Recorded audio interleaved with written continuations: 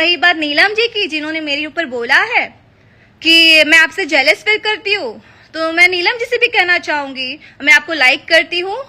आपने अपनी career album से स्टार्ट की है, मैंने अपनी करियर एल्बम से स्टार्ट नहीं की है, और मैंने अभी भी मैं एल्बम्स ज़्यादा करती नहीं हूँ, मैं बहुत लिमिटेड एल्बम्स करती हूँ, मैं नहीं करती हूँ। मैंने अपनी करियर जो स्टार्ट की है वो फिल्मों से करी है।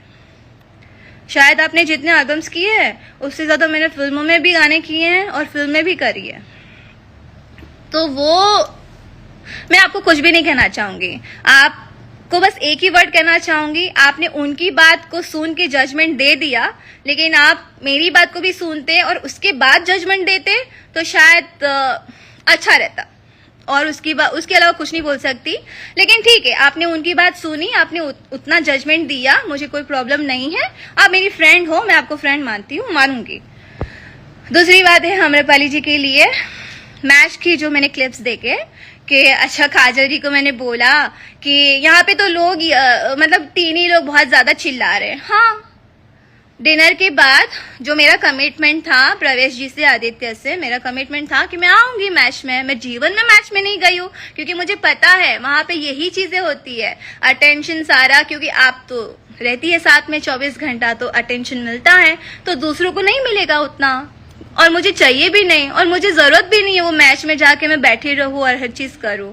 तो मैं मैच में गई, वो मेरे फ्रेंड से, मैं उनको फ्रेंड मानती हूँ, वो माने चाहे ना माने, जो भी है, मैं उनके कहने पे गई हूँ। ना ही मैंने कोई चार्ज लिया है, ना ही मेरा मेकअप मैन आया था, ना ही मेरी हेयर ड्रेसर थी, ना ही उन्होंने मुझे कोई पैसे दिए हैं, मैं खुद से आई थी, अपनी फ्रेंडशिप निभाने आई थी, ठीक है। तो मैं उसलिए गई थी। और सेकंड थिंग, क्योंकि मैंने कमिटमेंट किया था, मैं निरवा 11 से मैं सपोर्ट कर रही हूँ, मेरा टी शर्ट भी बना था, सो मैंने सपोर्ट किया और दिल खोल के सपोर्ट किया। बट आप लोग क्या कमेंट्स कर रहे थे वो आप लोग जानो और समझो, क्योंकि आप लोग का वो नेचर है अच्छा बनना, और बाद में अंदर से चार दीवारी के बीच में इतना जो आप लोग अपना दिखाओगे, गाली फले, जो भी गाली जो भी आपके मुंह पे आता आप सब बोलते हो। और औकात की बात तो आप मत ही करो, क्योंकि किसकी औकात क्या है वो दिख ही रही है, कौन क्या बिहेव कर रहा है।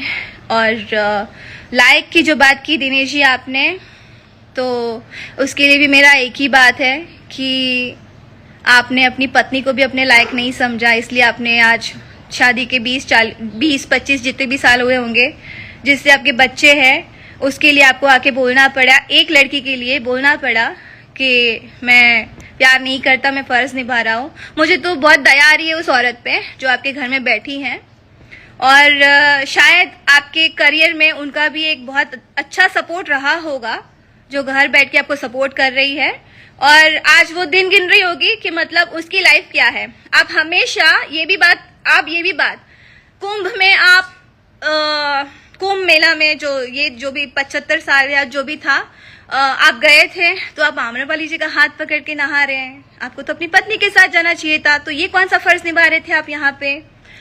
आप आम्रपाली जी की फैमिली के साथ आप ज्यादा दिखते हो, लेकिन अपनी पत्नी के साथ आप बाहर कहीं भी नहीं दिखे हो, ना रेस्टोरेंट में, ना मॉल में, ना कहीं गेम्स जोन में, ना ही कहीं सेट पे, ना ही किसी पुजारी पंडित जितने बाबा लोग हैं जहां जहां आप जाते हैं कहीं भी नहीं दिखे हो, सिर्फ आम्रपाली जी के साथ दिखे हो। आप किसी के आशीर्वाद भी ले रहे हो तो वो आशीर्वाद देने में भी आपकी पत्नी है और आप यही करते हो और आप जवाब नहीं देते। इधर भी डिनर में भी पवन जी ने आके सीधा बोला कि अच्छा आज देवर भाभी साथ में बैठेंगे, तो शर्मा के बस दिनेश जी को देख रही हैं और ऐसे मैंने पता नहीं क्या बोल दिया यार आपने। लेकिन पवन जी के लिए एक भी वर्ड नहीं बोला आप लोगों ने। अरे पवन जी क्या बोल रहे हैं आप, क्यों नहीं बोला? वहां पे बात नहीं निकलेंगी, पावर स्टार है ना भाई, और मैं कौन, मेरी तो औकात ही नहीं है आपके हिसाब से, राइट? क्या बोल रहे हैं यार आप लोग, सीरियसली इतना आप गिरोगे? और आपको क्या लगता है मैं गुजरात से आई हूँ, मैं यूपी बिहार की नहीं हूँ, मुझे लोगों ने यहाँ तक पहुंचाया, मुझे लोगों ने यहाँ पे सपोर्ट किया है, तब मैं यहाँ पे हूँ। मैं स्टैचू बन के सेट पे नहीं खड़ी रहती हूँ। किसी भी डायरेक्टर प्रोड्यूसर को पूछ लो, क्या काजल राघवानी ने आपको कभी परेशान किया? पूछो जाके, क्या काजल राघवानी कभी टाइम पे नहीं आई? कहीं कहीं कोई चीजें होगी, कहीं कोई सिचुएशन हुई होगी कि मैं लेट हुई होगी, लेकिन हर रोज नहीं होती। और ना ही मैं ये बोल के जाती हूँ, मैं रात को 11 बजे भी जाती हूँ, 12 बजे भी अगर सेट से जाती हूँ ना, अगर रिक्वेस्ट करता है ना, अगर कोई मुझे प्रोड्यूसर डायरेक्टर कि मैम प्लीज थोड़ा अर्जेंट है कर दीजिए, तो मैं सुबह 7 बजे फिर मेरा स्टाफ 3-4 घंटा सो के फिर यहाँ पे सेट पे आ जाता है। सो हम लोग ऐसे काम करते हैं।